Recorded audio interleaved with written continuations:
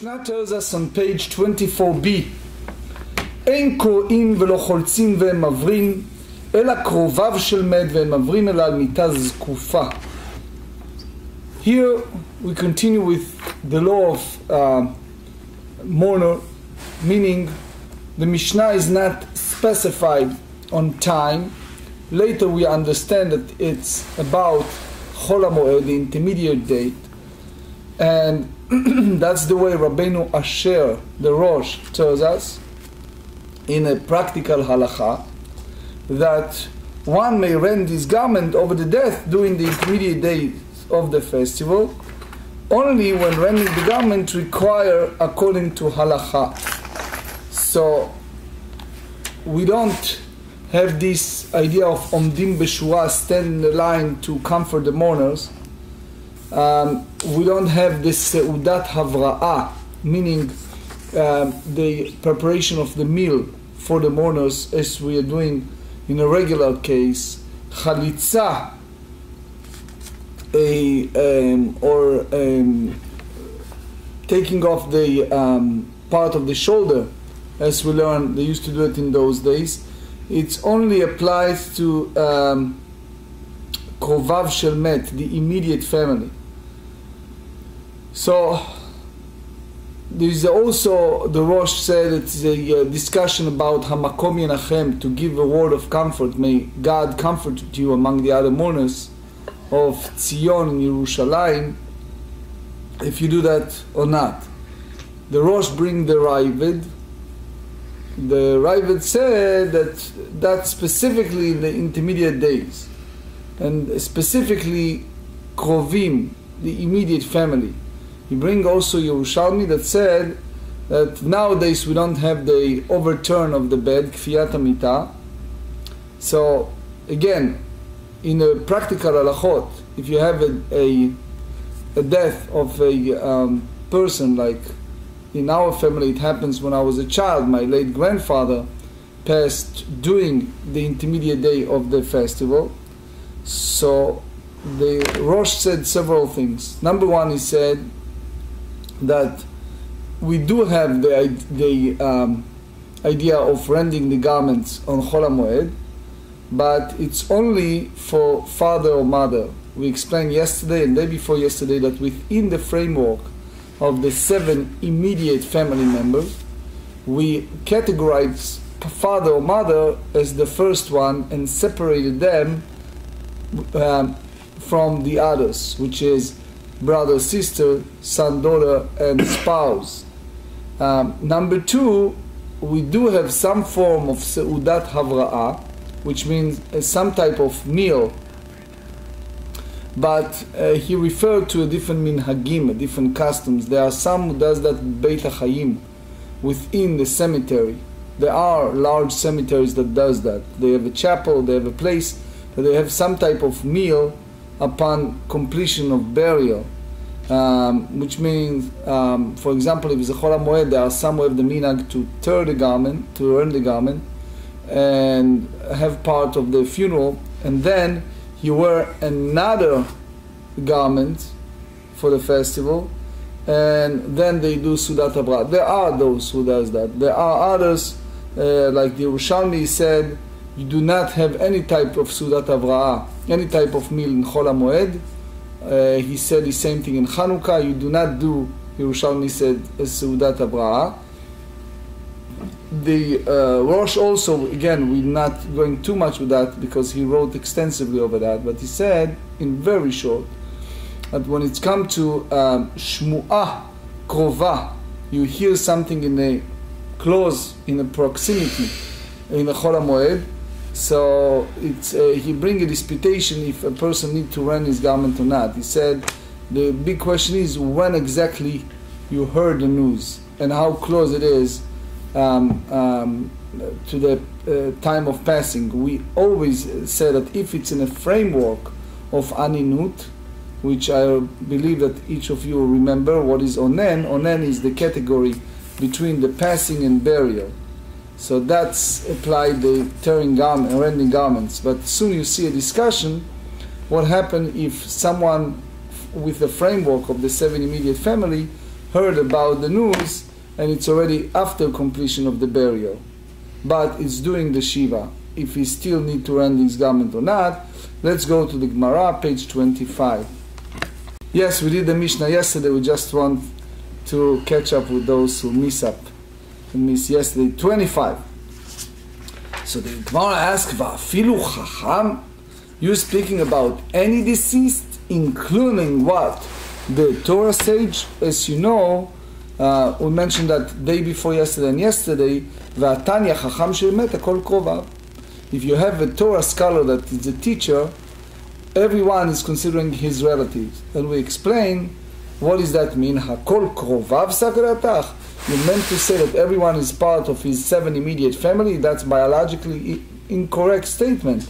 Ela hakol ki krovav, like his relative. Meaning, the sage that can explain or teach any type of halacha, the Rosh said in Nuntet in 59. So, and the one that elaborates on that is the Shach on Yoreh De'ah, Shin Mem. So he said that someone who can answer, you have such a level of Torah scholarship and answer any question with quotation. For example, a great man like Rav Ovadia Yosef, you know, someone in that caliber or in that category, so that everyone consider his student. Hakol korin alav, ve'akol choltzim alav, ve'al kol mavrin alav barchava. So since he was a broader teacher, therefore everyone is a mourner of the loss of such a sage. So the Ritva elaborated and said, you derive from that the prohibition of Bal Tashchit. You should not tear his garment in vain. If you are not one of that category, meaning if it's not a Torah scholar, if it's not one of the 7 immediate family, you do not tear your garments. It's a big question. Soon you're going to hear what's happened if you are the present when someone passed. How far we go with idea of tearing garments at that time. Rashi tells us in the previous page, Kavdalet Amud Bet, he's speaking about Birkat Avelim, Bracha Shomer Barachava Kedamrin Bektubot. So it's also a concept of saying a certain statement at that time. But as we wrap it up, we have to say that we are specified here at the time of intermediate day of festival and not a regular day. So the Gemara said, so why we limit it only to relatives? Lo tzricha delav chachamu. You have to say that this is not a Torah scholar, it's just an average person. וידם כשר הוא חיוב ומחייב למקרא. נתניה מפני מה בניו ובנותיו של אדם מתים כשהם קטנים. כשדי שיבכה וידבר לאדם כשר. That's a hard statement. They said that every person he is considered a kasher, meaning a good pious person. And they go to a statement, again, we need to understand it's, I think the way I learned it, it's not literal meaning, but just to translate it the way it is, they said, for the reason to a person's son and daughters die when they are young, it's because that he will cry and mourn over the death of an upright person. And we explained many times that don't take text literally. You mean to say that you take something from him because he didn't mourn? Meaning, because he did not mourn over a pious person. So Maharsha said it's like measure for measure. But again, שכל הבוחר הוא מתאבל לאדם קשה, מוכר מכל המתא בשביל כבוד שעשה לו. So it's like the atonement of a sin if its person does the proper burial, proper eulogy of a person who is a pious. So the must the lav adam kasher. So you tell me that it's not an upright person. So the Yoreh De'ah and Shin Mem Sei Vav. Just give you the abbreviation of the code. He said in the 340, he said kasher, the meaning of someone who is upright. Lo chashud al shum mitzvah or dvar avera. A person that people not suspended him or her for committing a sin. Ve'ein lo sonim, the person that has no enemies. And the Shach brings the Bach, and he said, Noheg minhag sherim. You know what is the category of upright? someone who is לחזרך מצוות גמילות חסדים, someone who all his life tried to pursue loving kindness, act of loving kindness. That's considering a righteous or pious or upright person. One of my late friend, his name is Rabbi Dr. We studied many years in yeshiva, and we are buddies for years and years and years. We marry about the same times, both wives or best friends.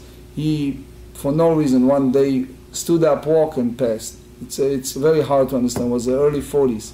So one of the things they said at his funeral, which attended by unbelievable crowd, is the idea that all his life he was pursuing kindness, which is he was involved in so many tzedakah organizations, so many that usually when a person have the time to volunteer for something, it's beautiful, exceptionally, and nowadays people less and less willing to volunteer of helping others, and if they're doing one, they want to get the recognition, they want, etc.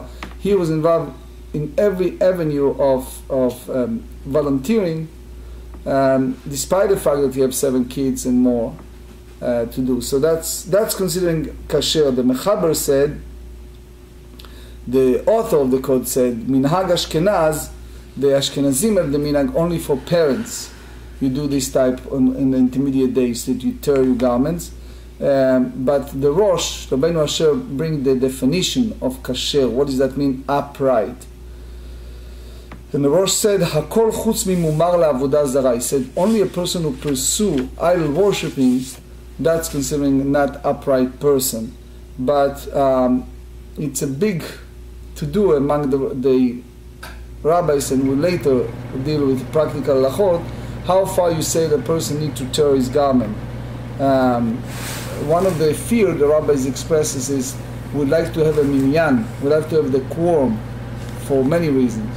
And if you tell people, hey, if you are standing there at the time of the passing, you need to tear your garments, people walk out. So it's a big discussion if you really have to enforce it by asking people to tear the garments if they are present. In a dry halachot, if you are standing there and someone is no longer among the living and you are the present, so you should tear your garments. Anyway, we learn later in page 26 the concept of ner mitzvah, that every person is like a candle that extinguished. We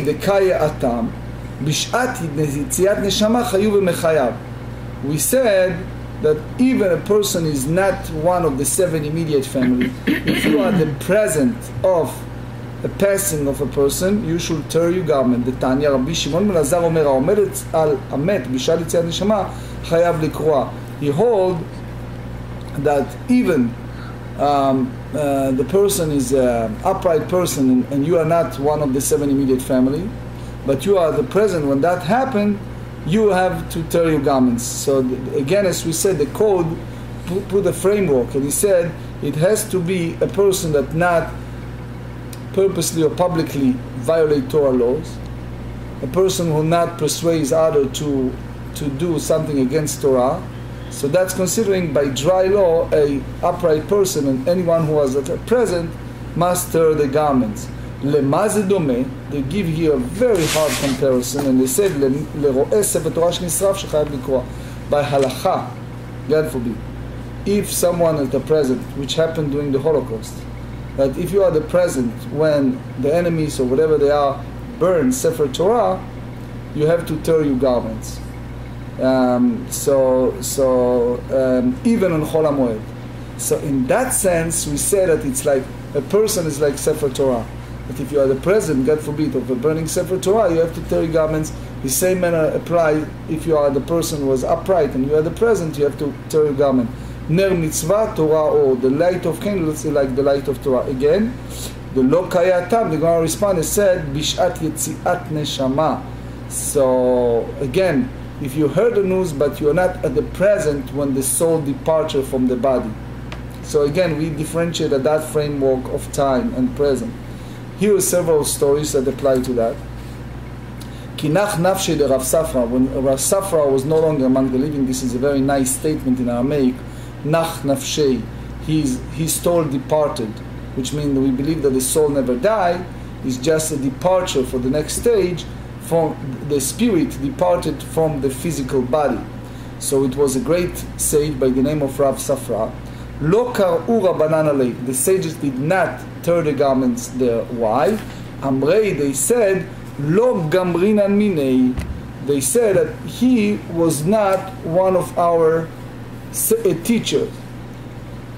So the Rosh asked right away, and he said, you just told me that every upright person, kol kasher chayav likroa, any upright person you need to tear garments. So he said you have to differentiate between shmu'ah, when you heard the news, likvura, the time of burial. If you at the present is one thing, but if you heard the news or you are the present of burial, it's another story. It's not the obligation of tearing the garment. Amarlu Abaye mitanya harav shemet. We don't say the teacher, the Rav, the sage that passed. Chacham shemet Tanya. He would differentiate between wise men, meaning one of the rabbis. So the truth is, if you are a student of his, you have to tear your garments. If just is another teacher but not yours, it's a different category. ועוד כל יומא שמעתתי בפורים בבית מדרשה. Since we study his teaching in the Beit HaMidrash, in the house of study. Savur man dehava hava, which means since they did not tear the garments at the time of his passing, it's already too late. Amar lehu, listen what Abaye said to them.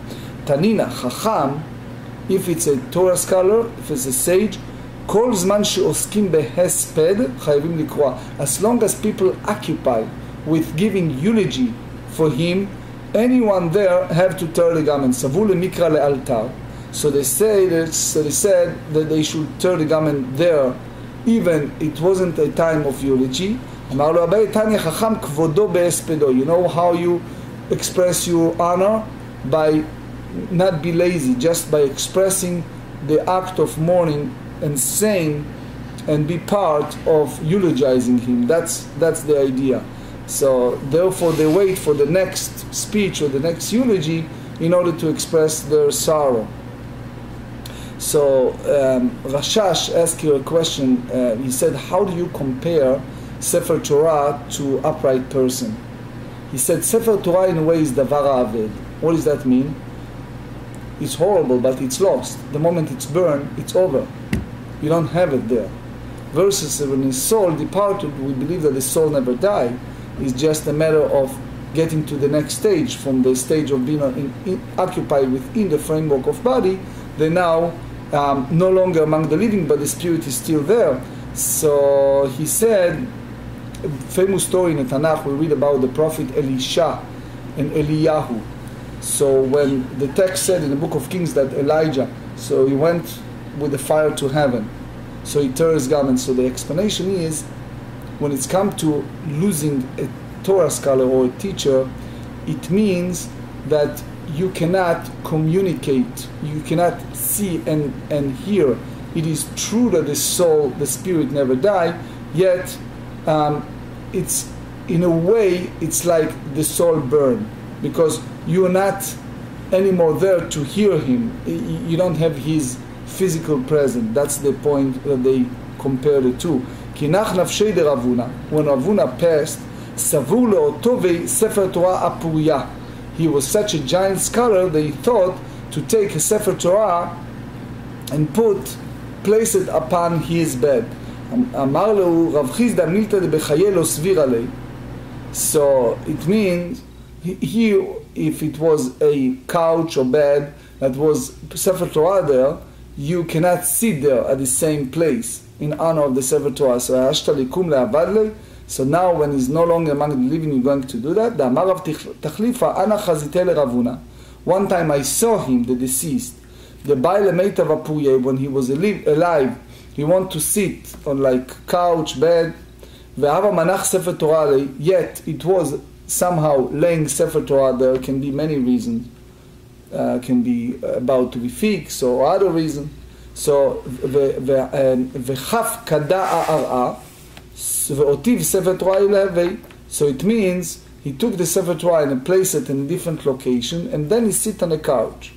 Alma kasavar, which means Rav Huna hold, and rightly so, אסור להישב על גבי מיטה שספר תורה מונח עליה. You cannot sit if you have, imagine if you have a sofa or couch, and you have the sacred document, the sacred book, like the Torah, the highest level, you cannot sit at the same location with that Torah. לא הבה נפיק פוריה מבבה. So because his bed was large, they couldn't pass through that entrance. סבור לשלשולו דרך גגים. So they thought to wrap it up with rope and put it down toward the entrance, the opening with the roof. אמר לו רב חיסדא הגברינן מיני, I learned from Rav Huna, חכם כבודו דרך פתח. Part of the honoring sage is toward the gate, toward the entrance, you take out the bed. סבור להשנויה מפוריה לפוריה. So they thought to move him from his bed to a narrow bed so that it will fit through the door. So he said, אמר לו רב חיסדא הכי גמרינן מיני, חכם כבודו במיטה ראשונה. We learn that the scholar is honored for him to take him out on the first bed. So the Yoredea in Shinun Gimel said that that's specifically with the bed that made for his honor after his passing. Dama. So they said,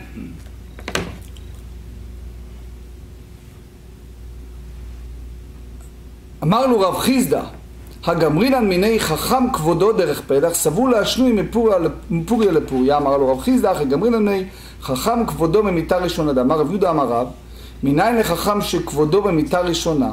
How do you know that the sage has his honor that they taken out in the first bear?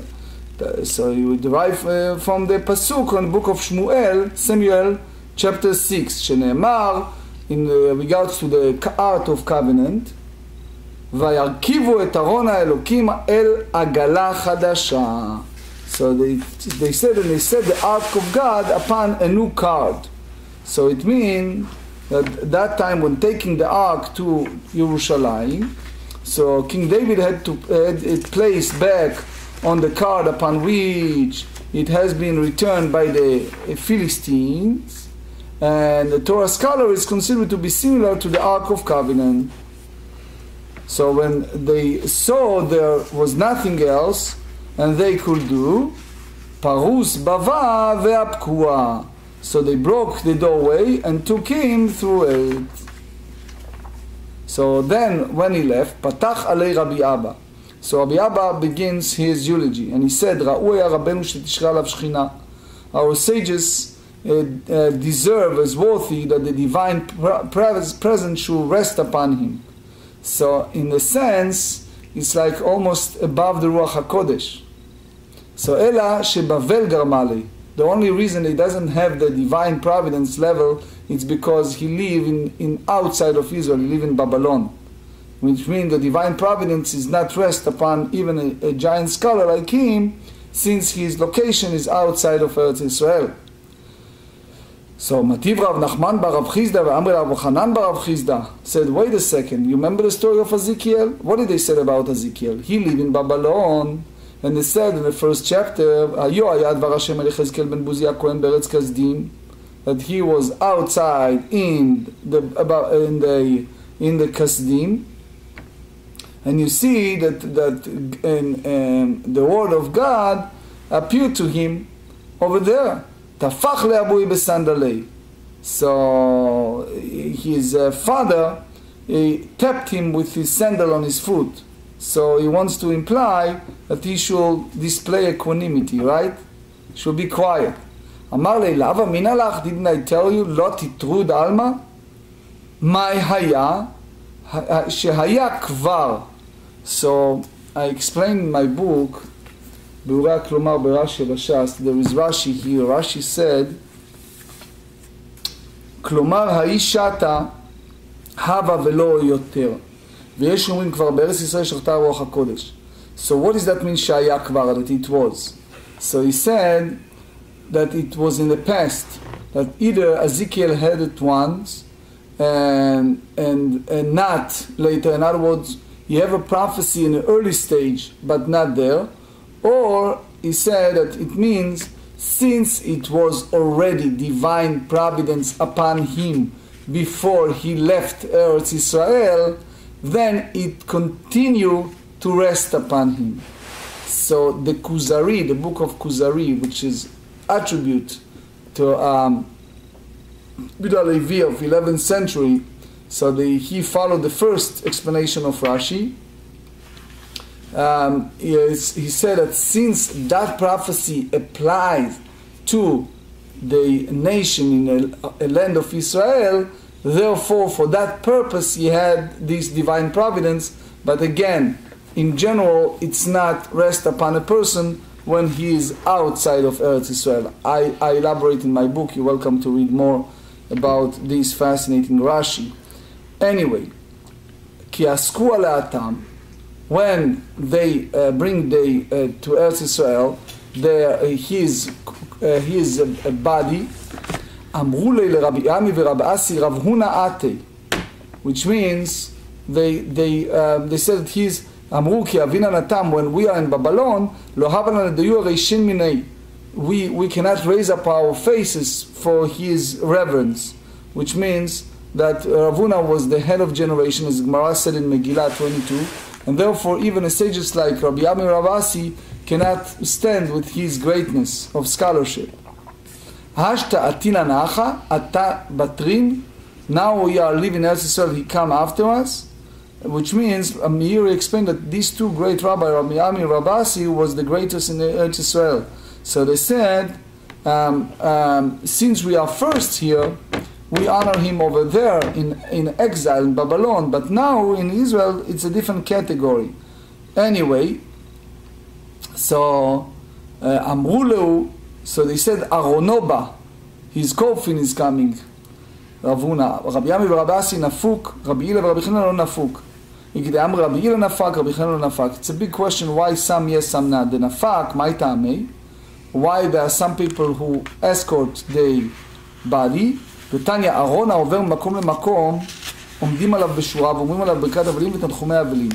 When you have transporting from one location to another of the deceased, so the people stand in line and said this birkat avilim which we mentioned earlier, and also the word of comfort.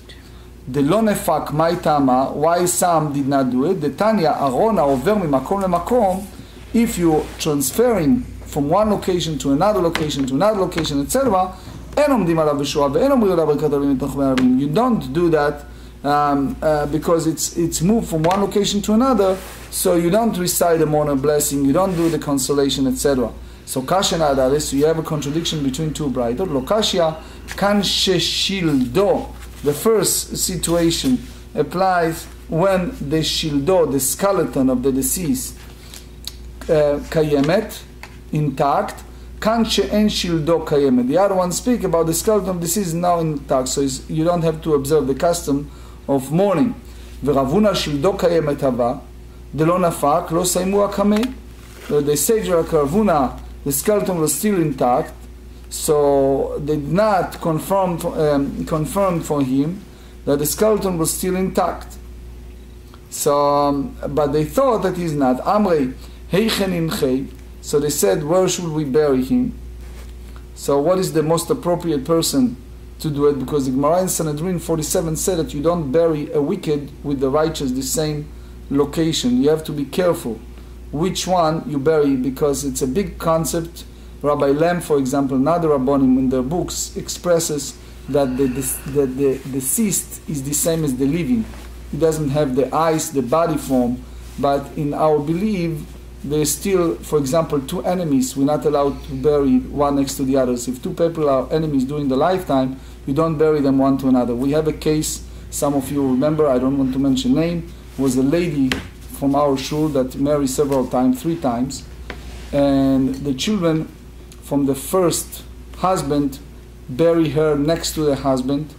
And then it was a big tumult, big to-do over the children of the second husband and the third husband, who basically said that it's the wrong location. And it was a big to-do, and we reconciled that she should be buried next to her late mother, because the first, second, and third, I think, if I'm not mistaken, was in our cemetery. And we reconciled by neither of the three. But I have some type of inner feeling that most probably her soul is not resting in peace if the children are such a in a big to-do over the burial, and it's all the same small cemetery.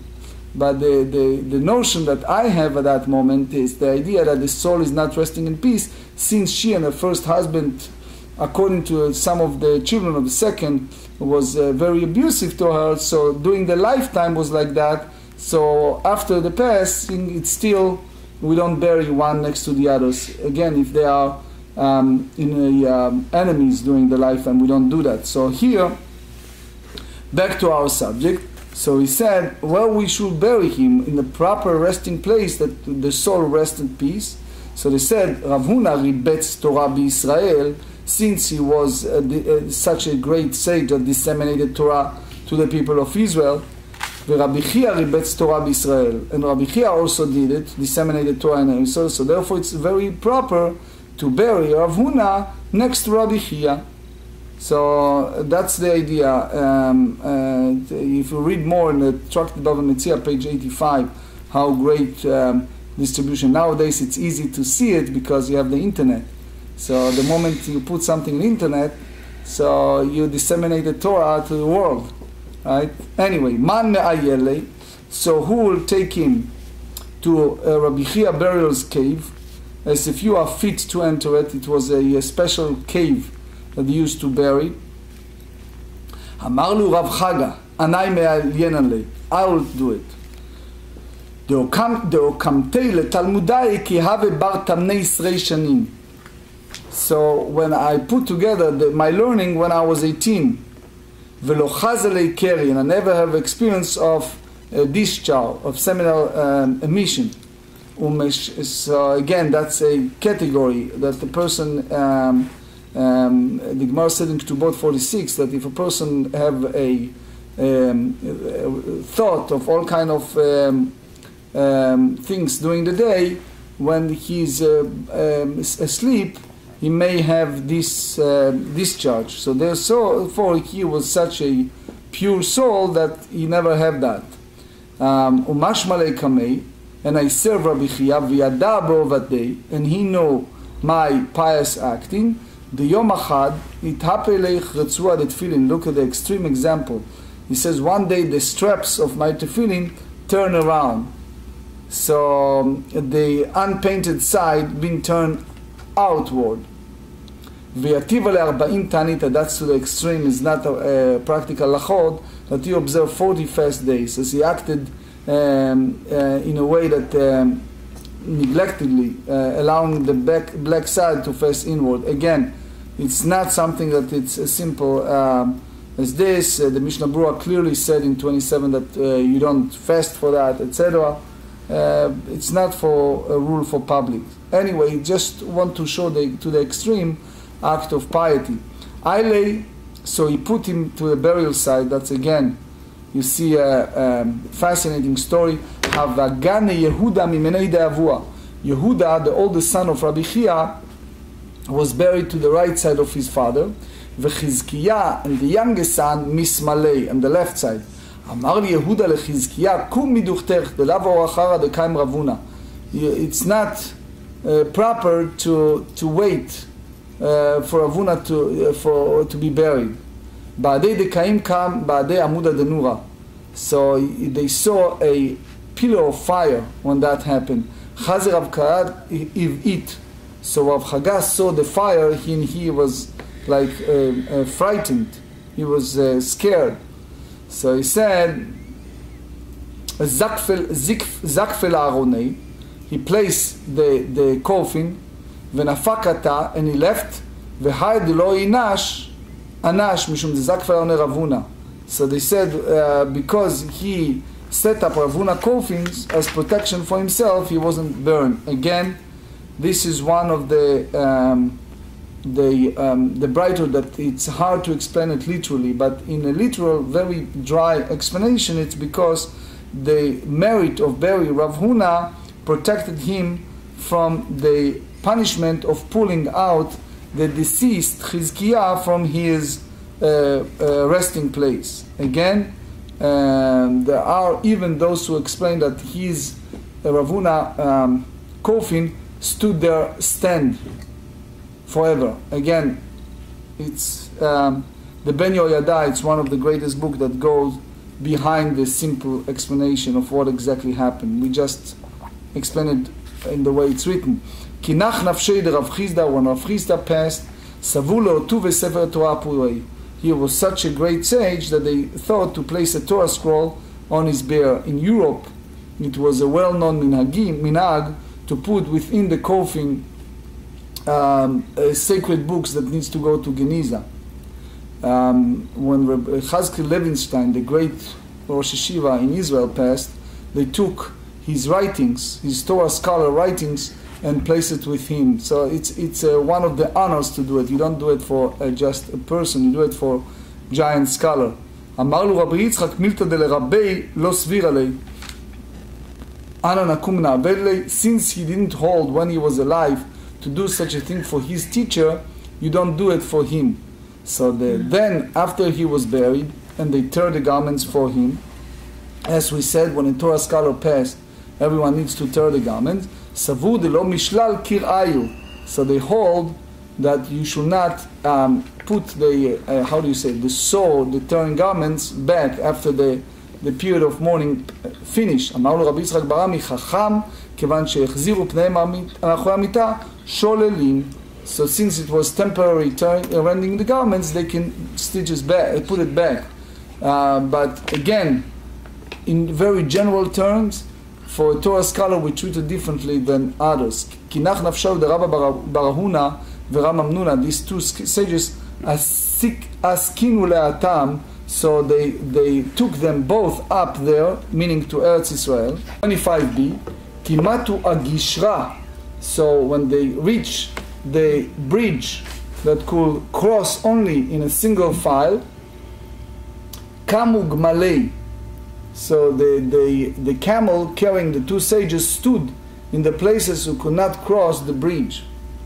Amar lo utayaa, they said that the Arab merchants, that's what the Gemara said in Sanhedrin 67, that's tayaa. They said, my high, why the camel is standing and not moving? That the sages want to honor each other. So what happening is, imagine you have two camels, you have a bridge, and one camel needs to pass first because there's no room for two, and neither one of them ready. So they said it's because the deceased want to honor each other to go first, and therefore the camels are not moving. Again, very high level of spirituality. What did they say?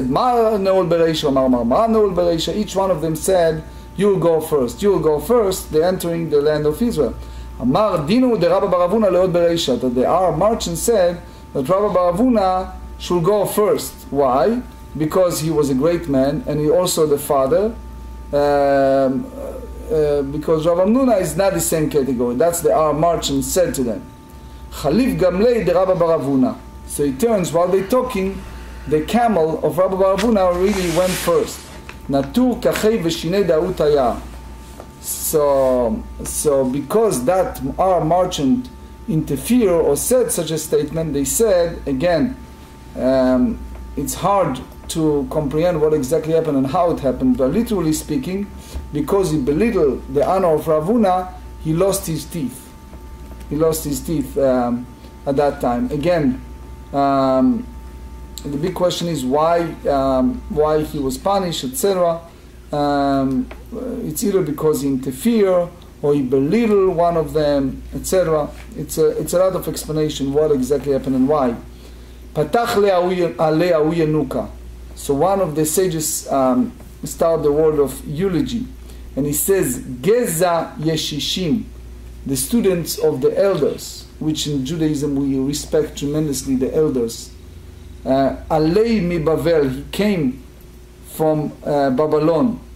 It's like they said in book of Ezra chapter 7, that's the act of honor that he upright raised from Babylon. Ve'imo Sefer Milchamot, which means it's a using of euphemism for the Torah scroll. Ka'at ve'kipod huchpelu. So Rashi said, כללה, כמו וירשו הקעת וקיפוד, כלומר כללה באה והוכפלה לעולם. So he said here, based on the Maharsha, I also explained that since all those Arabs were so impressed with him, etc., so it's a double curse to the world when he departed from our world. It's like a state of isolation for the world. So it's like a repetition of the word ka'at and kipod. So it's like double sorrow, the Maharsha said. Anyway, lir'ot beshod v'shever haba mishin'ar, to see the lost that came from Shin'ar. Katzaf olamo v'chamas mimenu nefashot. So this is the concept that the righteous people departed because of the sin of the generation. It's like the concept that those, like binding of Isaac, that the suffering of the righteous, it's because they have concept, especially in Kabbalah, that it's called a neshama klalit, is a soul that is generational soul. So it's like a personal soul, and there is a soul that protected the generation. So if the person reached that level, sometimes God collected those roses, they said in Song of Songs, instead of punish the entire generation, it takes the leaders. So therefore, these righteous men departed because of the iniquities of that generation. V'samach bahem kechala chadasha, and God rejoiced them like a newly bride. So it's like in our anthropomorphic language, it's like God is happy to see a new bride, meaning to have those righteous souls return to the world of souls. Rochev aravot, as again is expression, a euphemism expression of God, that God who rides upon the clouds, sas v'samach bevo elav nefesh naki v'tzadik, he is joyous and happy when the innocent and righteous soul comes to him. And again, it's a using of euphemism based on the book of Psalms chapter 68. In the Kabbalah, they say that there are 7 categories of heaven. It's a book called Eichalot, and they explain there that is a different levels of spirituality, and one of them, the highest, is called Aravot. So that's the righteous people that rest in that level. And that the meaning of the fellow that did the eulogy, he meant that those deceased merited to reach the highest of that 7 levels, and they merited, as the Gemara said in Ketubot 111, to be resurrected at the time of resurrection. So they said, Kinach nafshei de Ravina, when Ravina, the great sage, passed away, again, according to our tradition, upon the Talmud, the Babylonian Talmud, the 2 rabbis that put it together was Ravina and Ravashi. So it means that he was a super high leader of scholarship. Patach alei Aus Avdana, one of the people who gave eulogy for him, and he said, Tmarim, the palm tree, Heniu Rosh, that they turned the heads like mourners, Al Tzadik Katamar, that the righteous man, like said is in the book of Psalms, Tzadik Katamar Yifrach, like a righteous man is like the palm tree. Nasim leilot kiyamim al meisim leilot kiyamim. That's so beautiful that women make you nights like days in weeping over a man who made his nights like days studying the Torah. So meaning that that we should cry out for a person who are so sincere and persevere with study Torah. Amar le Rav Ashi levar Kipok.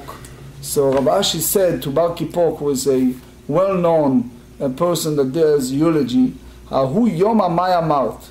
What are you going to say for my eulogy? I never forget that the late Rebbetzin Rosenblatt told me once was the early stage of the student of Ner Israel. So in those days, they need to raise money for the yeshiva. So they went to one extremely wealthy lady in Baltimore. And a few yeshiva students, these are kids, but they need to raise money. So they sit with her and they told her, and she was a guest in that house, they told her, look, I want you to know that you're not only important now, but when you're no longer among the living, that's what we're going to say. And one of the students stood there and started giving extemporaneous speech to that lady, and she was so impressed, she gave him a lot of money. Anyway, so he asked him, what are you going to say when I am no longer among the living? Amar le, Amina, I'm going to say, Im ba'arazim nafla shalhevet, ma ya'asu ezovei kir. I shall begin my eulogy to say as follows. If the cedars went up in flame, what shall the hyssop of the wall do? It's a famous statement. He said, Livyatan b'chaka o'ala ma ya'asud gei rakak. If the giant fish like the Leviathan was lifted by a hook, what shall the tiny fish of the marsh do? בנחל שוטף נפלה חכה, מה יעשו מי גבים? If a fish hook was cast into a flowing river, what can the water of the paddlers do? Meaning, how do you compare it? Amar lei Baravin, another eulogizer, said to him, Chaz v'shalom dechaka v'shlev b'tzadikei amina. How do you compare, God forbid, the hook and flame to such a righteous people's honor? So he said, Umay amart, so what are you going to say? Amina b'chula avelim v'lo la'aveda shilim nucha v'anu la'anacha. He said, cry for the mourners and do not for which they lost.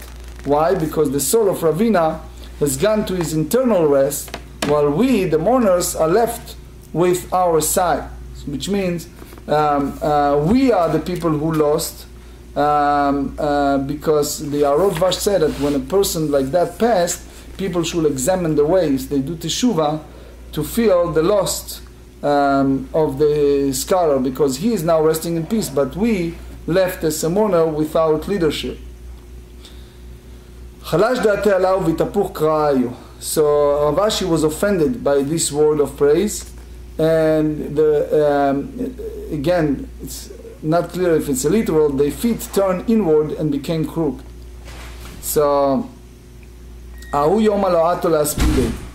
so the day that he passed, they didn't intend to give a word of eulogy. V'hainu de'amar Rav Ashi, and this is what Rav Ashi said, La bar kippur chaletz ve'la bar avin chaletz. He said, neither bar kippur can perform chalitza nor bar avin perform chalitza, because the feet are crooked and their shoes cannot be removed from the feet in the proper manner. So the concept of chalitza, which we explained several times, a woman that lost her beloved husband and there's no children involved, so she needs to have this act of chalitza from his brother, the living brother of the deceased. And as long as she should not receive it, she have an issue of married outside of the family. That's Deuteronomy 25. So that's the idea here.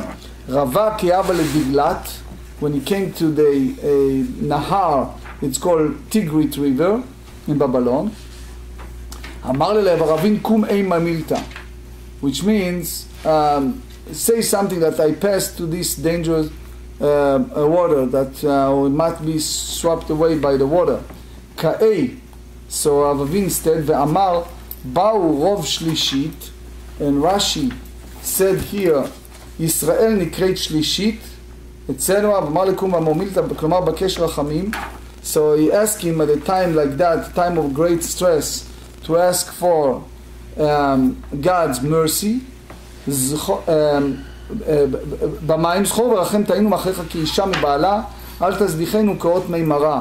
So again, they ask God for forgiveness and not to forsake them and not punish them. It's like the idea that in the act of adultery from the book of Bamidbar, Chanin Yochanan Zera by Yaakov Yosef Shmuel Chia Menachem Siman. That's the acronym of the upcoming Sugiya. Rav Chanin Chatnen Levenesia Avalokai Avalubnei.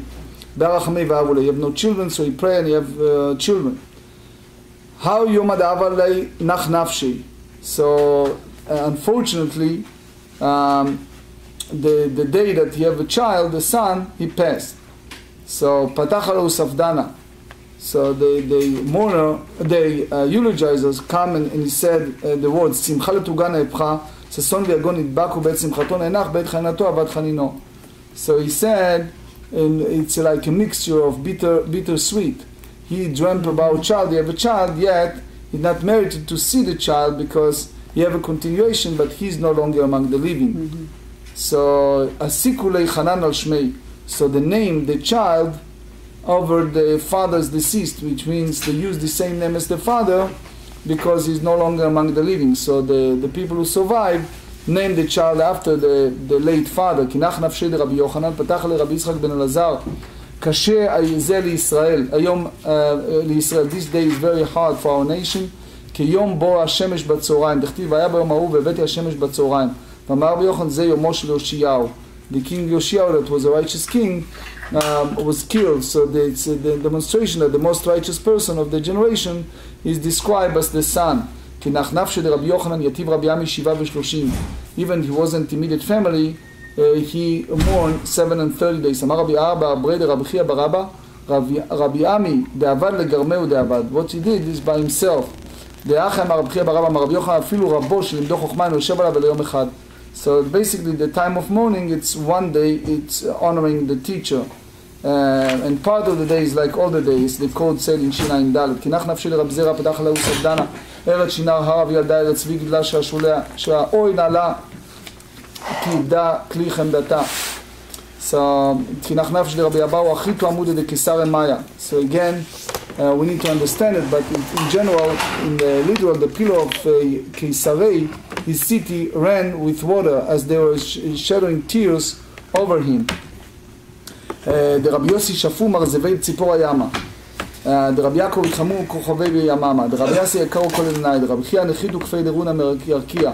The Rabbi נחמן בר סימאי השתאו צלמנה עברו למחלצי היה. So again, it's all an expression of lost. Rashi said, כלומר לחלקם נתמחה כל צורת פרצוף, which means that it's an act of great loss. דרבי תנחום בר חייא התקצצו כל הנדתיה, דרבי אלישיב יחדו 70 מרחיה בנרדה, דרב אמנון הלכיתו כפרי דברדה מרקיע, דרב יוסף נשו כפי כברה דעדדי, דאביי ורבא נשו כפי דגלה דעדדי, כי נחנף שדרמישה לתלמוד תקלי שרצי. So in short, it's all expression of lost. And for sure, if we have more time, we elaborate, but in general, it's act of great loss of the leader of that generation. First halacha is the idea when the teacher passed. So they said in Rodea 242, one rents all of his garment in mourning for his primary Torah teacher dies. Similarly, a convert tends his garment over the death of the rabbi who accepted him as a convert. That's the Pitchet Shuvah. Some say that he rents only the handbreadth of his garment, but he may never mend it after he tear it. In addition, one should practice all the custom of mourning for a portion of the day, at least for the day of passing, because again, we treated a Torah scholar in a sense like losing parents, that it's a great loss for the generation. Another important halacha is the idea of keriya b'shad yitziat neshama. One who is in the presence of a fellow whose soul departs is required to rend his garment. This applies whether the deceased is a man or woman, but does not apply to a minor who has died, unless he has already studied Torah. This applies even if he was not an upright person, and it is known that he is occasionally sinned due to his desires or was negligent and not trouble himself to perform a certain mitzvah. However, one does not rend his garment over one who habitually sins, and even more so as someone who's convinced other to apostate. But it's also the idea of geniza. A Torah scroll is not placed on the bier of the Torah scholar who died, as demonstrated in the incident of Ravuna, but in general, in Europe they used to do it. They used to take a geniza and combine it for the while the bury is Torah scholar. So in very short, when a Torah scholar died, everyone rent his garment over him on the day of burial, or when they hear the death, provided he is within 30 days of his passing. Additionally, one rent his garments over him at the time of the eulogy, if the eulogy is within the 30 days of his death. If one did not rent his garment on the day and when he heard the news or during the eulogy, then he may no longer rent his garment. So again, it's treating Torah scholar the same as father or mother.